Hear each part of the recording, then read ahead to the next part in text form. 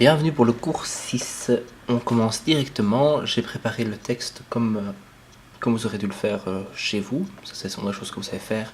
Insérer un filigrane, justifier le texte. Voilà. Alors la première nouveauté de l'exercice, du premier exercice du cours 6, c'est la lettrine. La lettrine, vous sélectionnez la lettre concernée, la première. Vous la surlignez, vous la mettez en c'est pas surligné, vous la mettez en surbrillance. Vous allez dans mise en page, non,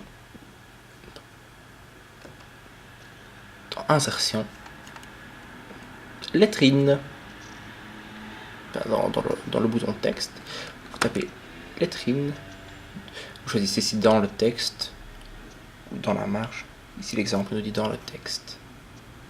Vous pouvez même choisir option de lettrine si vous voulez. Moi je passe directement dans le texte et puis je viens sélectionner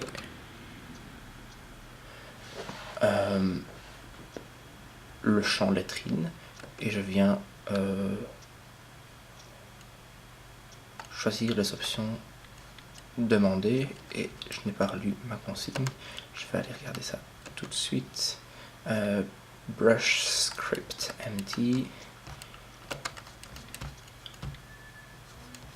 Je vais la regarder entièrement la consigne. Brush empty en 48 et la couleur principale utilisée est de l'orange. Donc je reclique. Hop. Je cherche le brush. Script empty enter. Ok. Je vais mettre en 48. Ok. Et je sélectionne la couleur orange. Tadam! Insérer les images, on l'a déjà fait. Bah, je vais le refaire. Insertion, image. Je ne suis pas dans le bon répertoire. Bureau. Je sais bureautique. Cours 6. Fichier de base. Mes parapluies. Je peux les sélectionner un par un. Je peux les sélectionner ici deux par un. Non.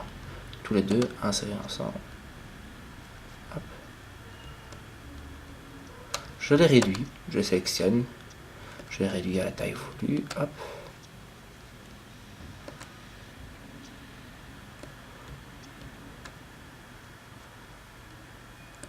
Faire tout petit.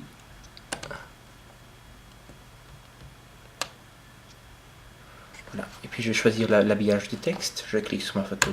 Je clique droit sur ma photo. Habillage du texte. Rapprocher. Pareil pour celui-ci. J'aurais sélectionné les deux en même temps, mais bon. Hop. Et ici je sais, je regarde dans mon exemple. Ça j'en ai plus besoin, c'est bon pour ça.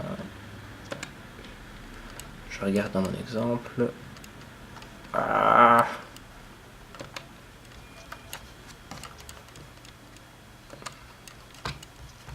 Désolé, je n'ai pas tout préparé avant de commencer l'exercice.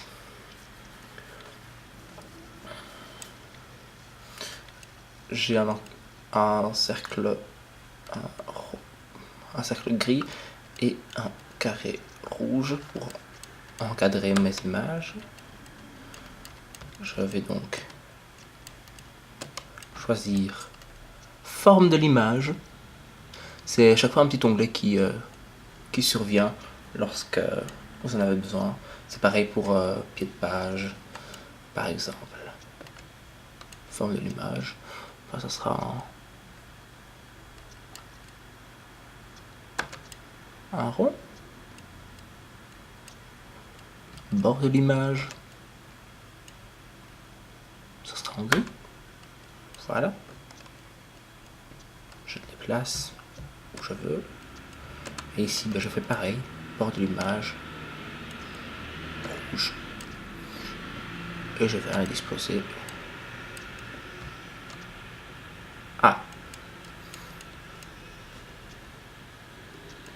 toujours dans l'habillage. Enfin, je pense que c'est habillage.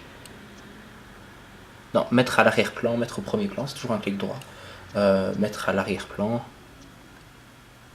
Je recule d'une fois, par exemple. Hop. Et puis... non, c'est pas la bonne image que j'ai sélectionnée. Vous jouez avec vos images. Le drapeau aussi était tout... Enfin, le drapeau.